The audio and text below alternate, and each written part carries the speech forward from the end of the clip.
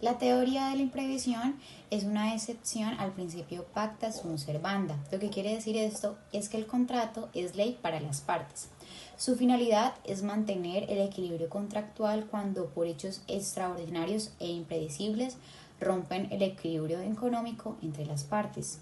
Tuvo origen en Francia en 1916, Italia en 1942 e Inglaterra con la doctrina de la frustración, y fue incorporada al Código Civil argentino en 1968, inspirado en el modelo italiano, donde Argentina se destacó porque su regulación fue amplia y flexible. Se aplica a contratos onerosos de ejecución diferida o continuada, cuando una prestación se vuelve excesivamente onerosa por causas ajenas a las partes. En estos casos, el afectado puede solicitar al juez la resolución o reajuste del contrato. Para proceder deben cumplirse requisitos como el contrato válido, hechos extraordinarios e impredecibles, excesividad onerosa y ausencia de culpa. Esta figura busca garantizar la justicia y buena fe en las relaciones contractuales. También la ausencia de culpa o mora de la parte afectada. La teoría de la imprevisión en Argentina busca mantener la equidad en los contratos cuando hechos extraordinarios e imprevisibles alteran su equilibrio económico. Sus efectos son dos. El primero, el juez puede ajustar el contrato para conservarlo o, si en esto no es posible, resolverlo total o parcialmente. En todo caso, se privilegia la conservación del contrato, dejando la resolución como una medida excepcional. Al compararla con otros países, se observa un desarrollo diferente. En Colombia, la Corte Suprema la reconoció en 1937, pero el Código de Comercio de 1971 limitó su alcance y excluyó los contratos aleatorios. En Italia, modelo inspirador del sistema argentino, se admite la onerosidad excesiva, pero no en contratos aleatorios. En Francia, la figura surgió en contratos administrativos y recién en 2016 se extendió a los privados. En cambio, Argentina adoptó una regulación más amplia y flexible, aplicable incluso a contratos aleatorios cuando la onerosidad se debe a causas ajenas al riesgo del propio negocio. A continuación, los requisitos para la aplicación de la teoría de la imprevisión en Argentina. La teoría de la imprevisión constituye un mecanismo de justicia contractual que permite restablecer el equilibrio de las prestaciones cuando por causas extraordinarias e imprevisibles el cumplimiento de una de ellas se torna excesivamente oneroso, es decir, un valor bastante alto.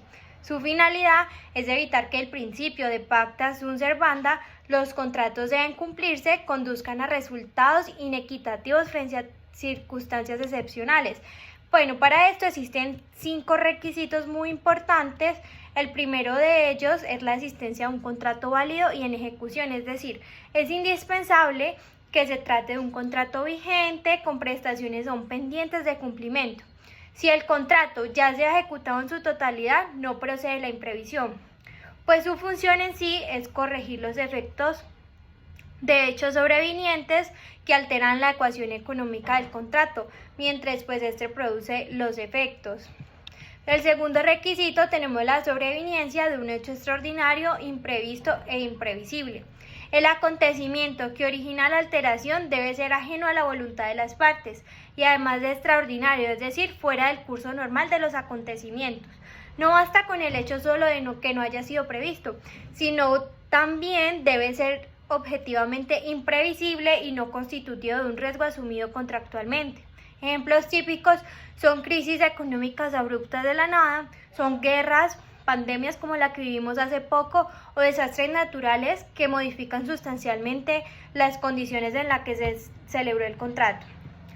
Como tercer requisito tenemos la excesiva onerosidad sobreviniente que altera el equilibrio contractual.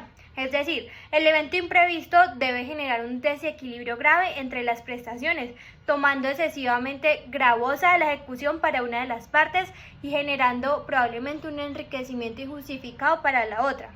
no se exige la imposibilidad de cumplimiento, sino que la carga económica se vuelve un poco más desproporcionada respecto a la prevista al momento de contratar. El cuarto requisito es la inimputabilidad del hecho de la parte afectada. El suceso que origina la onerosidad no debe ser atribuible a la culpa, ni a la negligencia o a la mora del contratante perjudicado. La imprevisión solo opera cuando el cambio de las circunstancias proviene de factores externos y ajenos a las conductas de las partes. Y por último tenemos el quinto requisito, que es la posibilidad de reajuste o la resolución del contrato. Ante la verificación de los requisitos anteriores de los cuatro, el juez está facultado para ordenar un reajuste equitativo o las condiciones contractuales, de modo que se restablezca la proporcionalidad de las prestaciones. Sin embargo, la otra parte puede evitar la resolución del contrato ofreciendo pues ya una modificación razonable y justa, preservando así el vínculo contractual en condiciones equilibradas. Durante la crisis de 2001, la abrupta devaluación y la inflación desmedida volvieron impagables los contratos pactados en dólares. La jurisprudencia aplicó la teoría de la imprevisión para reajustar alquileres y créditos hipotecarios, evitando la ruina de una de las partes y garantizando la estabilidad del sistema contractual. Este caso histórico evidenció la utilidad práctica de la figura como mecanismo de equilibrio social y económico. En la sentencia de la Corte Suprema de Justicia del 25 de febrero de 1937 del magistrado ponente Juan Francisco Mujica, hace una relevancia y aprovecha, digamos, una coyuntura que se está dando en el momento del surgimiento de contratos civiles para hacer una explicación, una caracterización esencial sobre las diferencias entre el dolo y la culpa contractual y extracontractual, encontrando que estas, digamos, son las mismas y que no hay ninguna diferencia, porque ambas emanan de la intención o no intención de causar un daño, o de la falta a un deber de ser cuidadoso o a, digamos, a esa previsión de las cosas. En esta sentencia aparece la teoría de la imprevisión frente a la culpa como un sentido importantísimo. El estudio de diversos autores europeos y argentinos derivó en que la teoría de la imprevisión permitiera hallar más allá a la existencia de estos dos de culpa y dolo para categorizarlos. ¿Cómo así?